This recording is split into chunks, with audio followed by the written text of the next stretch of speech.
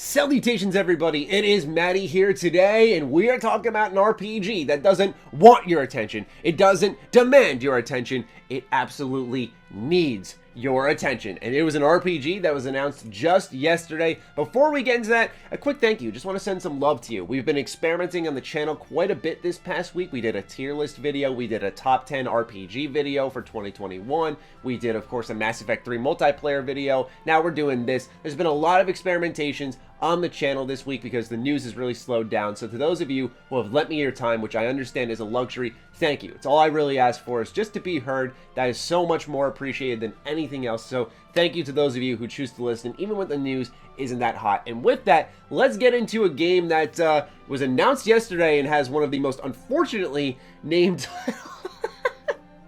Project Triangle Strategy. I'm sure this will be great for the algorithm. I imagine this video will do phenomenal. Yeah, it's going to do so well.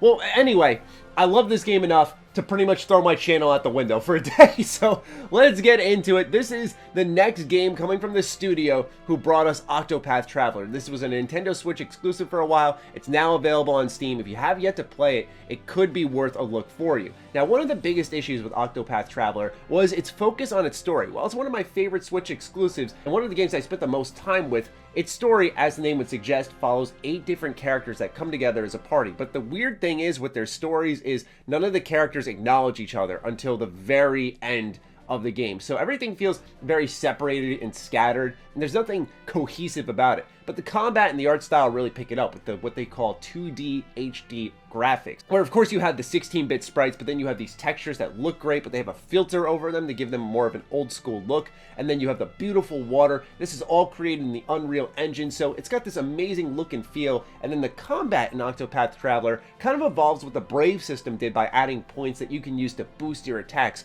Combine that, of course, with the job system and how flexible that is, and you've got yourself a really great RPG worth your time. But there were flaws, like I said. Not everyone loved it, which I get. However, now we have Project Triangle Strategy, which dropped a demo alongside its announcement at the Nintendo Direct. A Nintendo Direct that had very mixed opinions, by the way. I enjoyed it. I liked Ninja Gaiden. I liked, of course, Mario Golf. I'm going to steal a ton of money through that game. I'm going to make so many bets with my friends, and so on and so forth. Famicom detective games, World Ends Club. I mean, a lot of cool niche stuff, personally, but I'm a weeb, so, you know, here we are talking about this RPG. Now, like I said, there was a demo that dropped alongside the announcement of Project Triangle Strategy, and what was really interesting about my experience is compared to that of what I had with Octopath Traveler when its demo dropped, that was just a personal level of excitement. I knew, hey, this could be a cool system here as you use skills to interact with people in the environment, and you can like steal from people if you're Tarion, for example. But when it came to Triangle Strategy, when I finished the demo after 3 hours, which is pretty long when you think about it, I could not sit there but smile and go,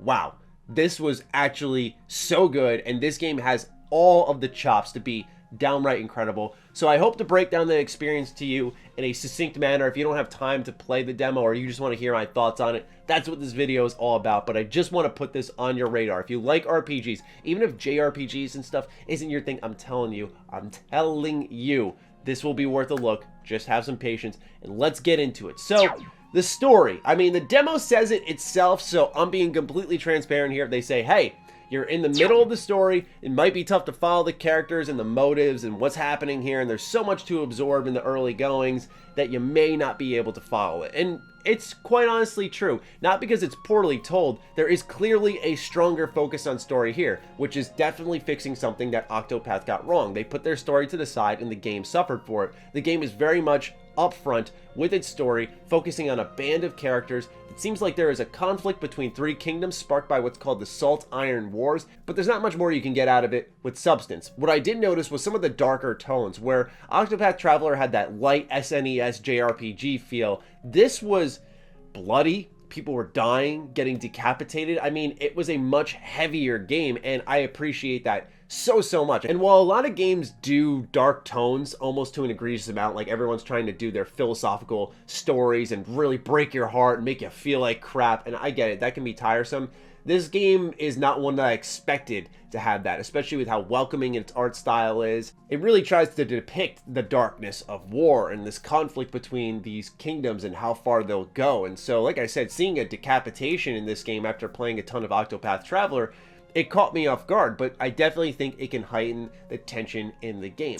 So this is a turn-based RPG that has Final Fantasy Tactics-like gameplay. What's really cool is the camera's fully 3D, so you can rotate it everywhere, something that you couldn't do in, say, Octopath, so you can get a real appreciation for the environments that the team has created here. And its gameplay works pretty well. It's as simple as targeting enemies' weaknesses, but positioning is key here. So let's say you create a line with someone where you have one ally on one side of an enemy and an ally on the other, and there's an enemy right in the middle. You can actually chain attack them for bonus damage. And this will be very key to taking out incredibly powerful enemies.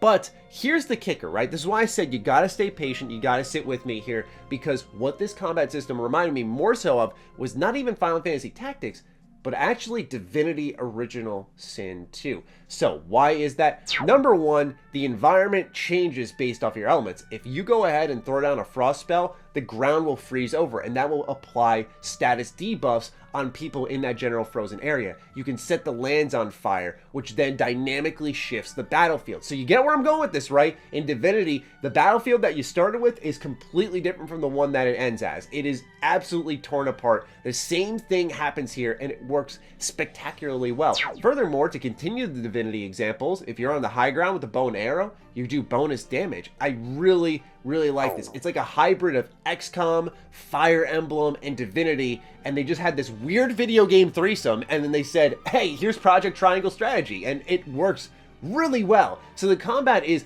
one of the real standouts here. There are so many different roles. Like I had someone on my team who was a spy, a shield breaker, I had a swordsman, I had an archer who was flying around on some type of bird. I mean, there were so many different people I could have on my team, and not only that, you could recruit people, and that's where the choices come in. So I don't want to get too carried away with this, but the premise of this system is very exciting because Octopath, I kind of bit in too hard and was hook, line, sinkered by their skill system. Octopath had a skill system where every member of your party had a different skill, and so you could interact with the environment and solve quests with it in different ways, but the way it was presented seemed more open-ended, like there were a number of ways to solve everything when it was a lot more linear in the scheme of things. However, this game seems to take its choice and consequence a lot more seriously. So you have morality, utility, and liberty as kind of your convictions, and as you make certain choices in dialogue, that will balance out your convictions, and these convictions will allow you to recruit or not be able to recruit certain people. So I had allies joining my cause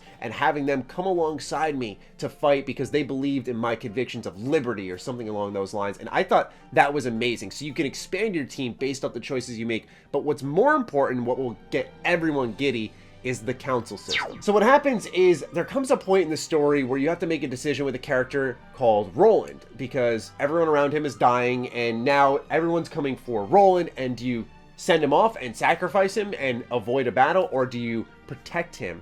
And so there are two different paths the story can go at this point in time. So after this, what happens is you go into your town and you start acquiring information, exploring. And it's not as exploration heavy as an Octopath where it seems like there's an overworld. It looks like it's a little more structured and linear compared to that game. So what I mean by that is you'll have a section where there's story, then a section with exploration, then a section with gameplay, and then maybe a little more exploration. And it's all in these fine cut areas. It's not like this big open thing like Octopath, at least so far. So anyway, as you're acquiring all of this information, you can bring them back to your party members who have their own convictions, which I think really humanizes things. Oftentimes, and I think it's okay that RPGs do this, but you're the leader, you're making the choice. You'll have people around you react to your choices, but what this game does, it says that your party members have made a choice, and as the leader, you can try to sway them, see what they think, but if you don't provide enough evidence, it's very difficult to sway them, and some of them are very stubborn.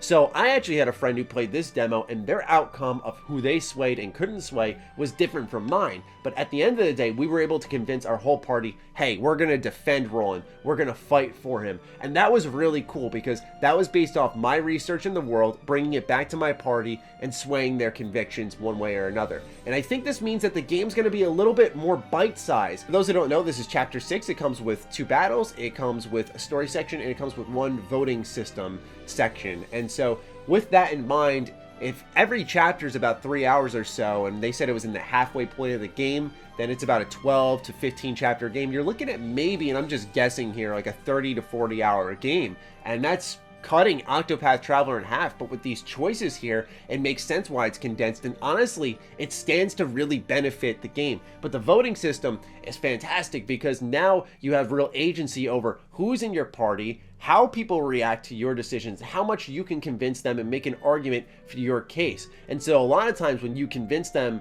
possibly one way or the other, they'll be in an undecided category, and it's not until the voting actually happens where the scales of conviction are weighed out, and that's when you see what the true call is for your next mission. So I could see this being a really intense and engaging mechanic that works really well for choice. It fits into the universe in a very natural way, but it also is very powerful for a player, especially as someone who loves RPGs. So from the combat system, which gives you a lot of control over the gameplay, and not only that, there are traps laid about where you can destroy pillars and take out tons of enemies at once.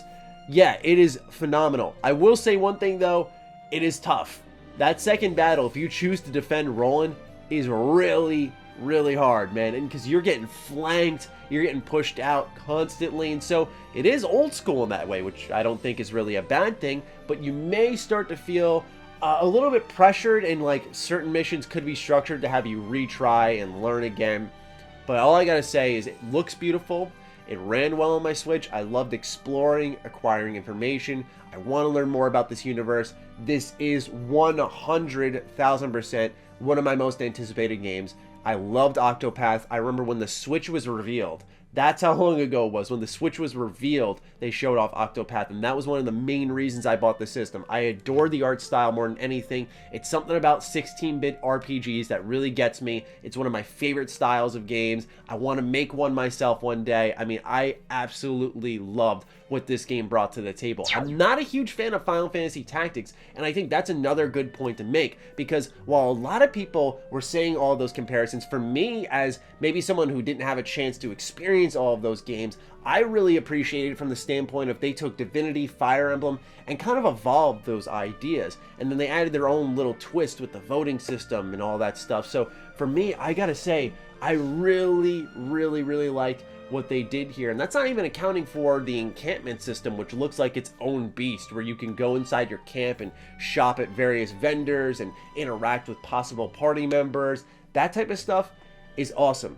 I do worry about its disjointed manner. When I recruited a couple of people into my party, there was no cohesive narrative thread kind of pulling me into the interaction with this character. What happens is you have this big world map, and there are different icons scattered around the world map. The green ones are events that kind of develop the story and separate characters, and the other ones that you can click on will bring you to interactions with other people. If your convictions match up, they will actually join your party. But there's none of that, hey, you met them through the story and now here's an event, at least as far as I could see, right? This could actually change completely. This could be just the little slice of the game we saw. But overall, it presented itself very well. It is a little more linear, but it has more choice. It looks more reactive. The combat is phenomenal. I have so much high praise for this game just based off a 3-hour demo. I had to sit down and do this. I know Nintendo's not my thing, and I know for a fact that JRPGs are hit or miss on my channel, but I just had to sit down and say, hey, if you're into RPGs, you gotta give this a look. It is really worth your time, and if you don't have a Switch, then at least throw it on your radar. Keep an eye on this one, because I will absolutely be covering this. It is really, really good looking, and it was definitely my favorite announcement of the show. But with that, I think I've said enough. I think I've made a good case for Project Triangle Strategy. We love triangles here. So with that, I pass it off to you. What do you think about this? Let me know in the comments down below. Other than that, follow me on Twitter, follow me on Instagram. Those links are in the description down below. And a big thank you to all the patrons, all the members who continue to support the heck out of the content here. Stay sexy, stay active. I love you all. Peace.